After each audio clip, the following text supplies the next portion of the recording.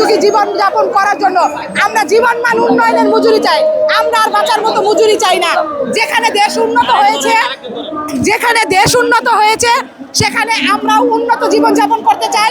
আমরা শ্রমিকরা একটা ভালো মজুরি চাই, যেই মজুরিতে আমরা আমাদের ছেলে মেয়ে বাবা মা নিয়ে আমরা ভালো মতো থাকতে পারবো, খাইতে পারবো, চলতে পারবো। মোটা আকারে বলতে চাই, সরকারি চাকরিজীবীরা পেনশন পায়, আমাদের শ্রমিকদের কোনো প্রভিডেন্ট ফান্ড নাই, কোনো পেনশন নাই। আমরা চাই প্রত্যেকটা কারখানায় প্রভিডেন্ট ফান্ড চালু করুক এবং নারী শ্রমিকদের স্বাস্থ্যের কথা চিন্তা করে প্রত্যেকটা কারখানায় ব্রেস্ট ফিডিং এর ব্যবস্থা করা হোক, ডে কেয়ার সেন্টারের ব্যবস্থা করা হোক এবং পরিবেশ বান্ধব কর্মসংস্থান চাই।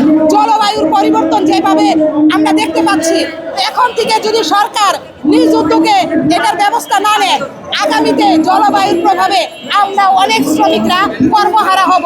অটোমেশন চালু হয়েছে, অটোমেশনে আমরা চাই আমাদের শ্রমিকদেরকে দক্ষ করা হোক, প্রশিক্ষণ দিয়ে অটোমেশন চালু করা হোক।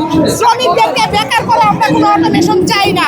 আমরা চাই 400 কারখানা বন্ধ হয়েছে, সেই 400 কারখানা সরকার উদ্যোগ নিয়ে পুনরায় চালু করুক, আমাদের শ্রমিকদের বেকারত্ব জীবন থেকে মুক্তি দেয়।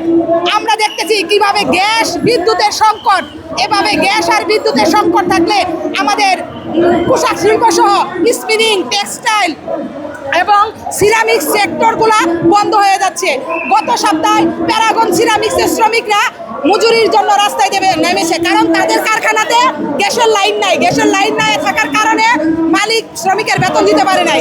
শ্রমিক রাস্তায় বেতনের জন্য আসলে শ্রমিকদেরকে পুলিশ সহ এলাকার স্থানীয় মাস্তানরা তাদেরকে আহত করেছে। আমাদের শ্রমিকরা দেখেছি হাত পা ভেঙে পঙ্গুত্ব জীবনযাপন করতেছে। আমরা এই জীবন আর চাই না। আমরা চাই সরকার নিজ উদ্যোগ নেয়, গ্যাস এবং বিদ্যুতের সংকট সে মোকাবেলা করুক এবং আমাদের 400 কারখানা আবার পুনরায় চালু করুক।